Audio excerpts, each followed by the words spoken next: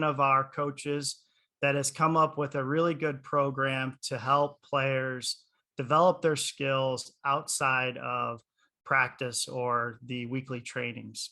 And so the purpose of this program was because as we continue through the Coaches, Players, Parents Evolution program, we're trying to make a pathway or a roadmap for players to be able to help build their skills, hone in their skills while they're at home. And we felt like it would be a really good idea to put pen to paper and create a document that would allow players to take a look at the different moves, watch the training video, and then try to do the moves at home. The one thing is not to just be able to do the move, but be able to do it precisely, be able to do it 1v0, then learn how to do the move 1v1, and ultimately take some of these moves into the game. The overall purpose for this program is to make our players a little bit more technical on the ball, give them a little bit more creativity, and allow them to try different moves, see which ones work. And so since Will is here, I'd like to have Will talk a little bit more about this program and even give some of his own personal experiences when he was growing up as a youngster and playing on the East Coast. And I think what we'll all find is the reason why Will got to where he's at now in terms of professional soccer is because of programs like this.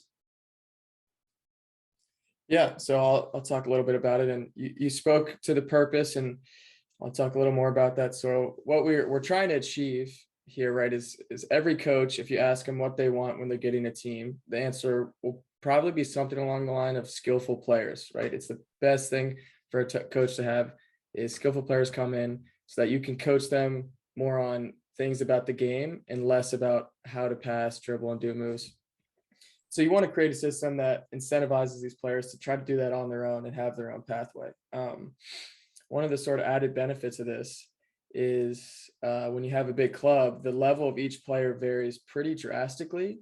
And so when you have a program where people can work at their own pace at their house and then try to implement that in their games, each player has a different sort of success story throughout the season. You might have a player who comes in and the first day does 15 to 20 moves exactly how they're supposed to be done, and that's fantastic. And then maybe we give him something else he can try to work on. You might have a kid that can only do 3 moves, and by the end of the season he gets all 3 of those in the game, and they each sort of have their own little journey throughout the season where they can say, hey, I did this, I accomplished this. And it really allows you to individualize the development of a player over the course of a season, which is really important. And so I'll talk about a bit how this worked for me growing up and doing it. So I did this, not exactly this program, but a version of it in Frederick, Maryland for a club that I played for. And so I know how it felt to sort of receive some of these patches, or in our case, they're going to be little bag tags. But when you get these 10 moves done, and it's painful sometimes to work on your own, right? It's hard work doing it by yourself. You get the 10 moves done, you earn this patch or badge, and then in front of your whole team, you have a coach awarding it to you. It feels awesome, and you feel definitely motivated to move on to the next step and try to even maybe master those ones even more. And then it's another piece where like you might go show your friends and say, hey, did you see it? You know how to do a rainbow? I learned this. I did it in the game. Check this out. And it can be a seriously motivating factor for players, which is really sort of one of the most important things you can build with a player is, can you make them love the game and can you make them want to work at it on their own at their house? And so I know in my case, that's exactly what these were sort of able to provide. And at the end of all of it, you have this amazing tool set of things that you can use in a game, which is really useful. Yeah, and what I really like about this is after each 10 of these, the player will get a reward, and it'll be a nice little bag tag. It'll be very specific to the activities that they achieved. And what we hope is that when one player gets the first bag tag on that team, that it motivates the other players, because what is critical is this is a competition, it's competitive, and the opportunity is to try to get all of the moves completed, earn the bag tag, put it on your bag, have a great ceremony where we're representing the award to the players that have been able to achieve the different levels. Certainly, some of these have a little bit more complicated moves, and then there's other ones that you may already know these moves. But again, it's about making the move to where it's not that you just understand it, but you have to use it, you have to believe in it, you have to trust it. And so the reward is not only on the field and being able to use it against an opponent, but you actually get a reward that gets to go on to your steamer's bag. And hopefully the more you get, the more motivated you get, and that will in return make you a better soccer player. So it's a nice tool for us to implement into the program for the youngsters that we have. It's a good motivational tool. And so we look forward to the first couple of winners on each team. Will, do you have anything else that you'd like to add to this? Yeah, I think two things. One, so another important piece of all this is it's not just a sort of participation award. We're not just giving these things away. Each kid will go out there and earn it. And when you do that as a player, you know the difference, right? Growing up, I'm sure I threw away 50 medals that I got after every season for whoever knows what. But I actually still have these patches just because I remember earning them and it was a good feeling. It's something funny to look back on. So it's more meaningful for players when they go out and do something and are rewarded for actual effort they put in. And then if you wanted to touch on it, Jason, just the juggling patch system, how that one works, sort of similar. Yeah.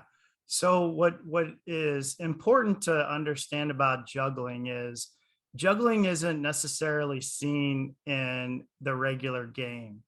What I like to attribute juggling to is developing a personal regiment of working hard, because juggling's not easy to start off with. It's very frustrating and it's time consuming, but it starts to build commitment, especially individual commitment. And so when you think of juggling, it's not necessarily, oh, well, I've always heard, well, you don't juggle in a game. Okay, fair enough. But the other aspects of juggling are more important. Commitment to making yourself better, commitment to putting out a goal, 10 juggles by the end of today. If you don't reach it, then you know that you've worked hard enough, but there's always tomorrow. So you can come back tomorrow, try to get to 10. You get to 10, get to 15. Get to 15 with one foot, go with 15 alternating feet, always challenging yourself. High-low juggles, only low juggles, only high juggles. These are all different aspects that can be used when you're learning how to be comfortable with the ball. So the other part of all of, in my opinion, the other thing that we try to focus in on with juggling is it really helps you focus on first touch. It helps you focus on, if I hit the ball this way, where does the ball go? If I don't hit it flat on the top of my foot, does it go to the left or to the right? As you get more comfortable juggling, you can actually manipulate the ball to spin different ways. You can start to learn different flick up activities and just kind of really cool ways to manipulate the ball. And so the juggling program is going to be a program where the more you juggle, the better you're going to get in terms of your first touch, in terms of being committed by yourself.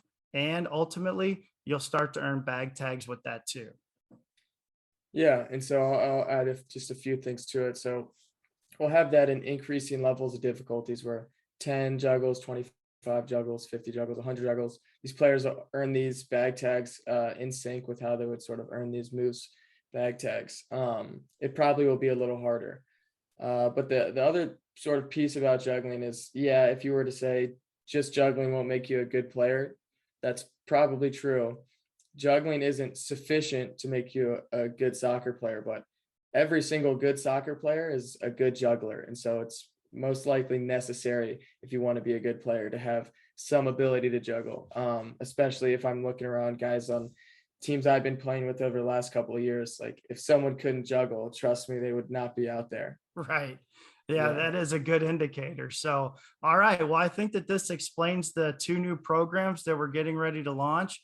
And we look forward to the first couple of winners to celebrate them. And keep in mind, we'll be celebrating these winners on Friday nights. So we'll have a good crowd out there. We'll have lots of players, lots of parents, lots of coaches. Should be really exciting.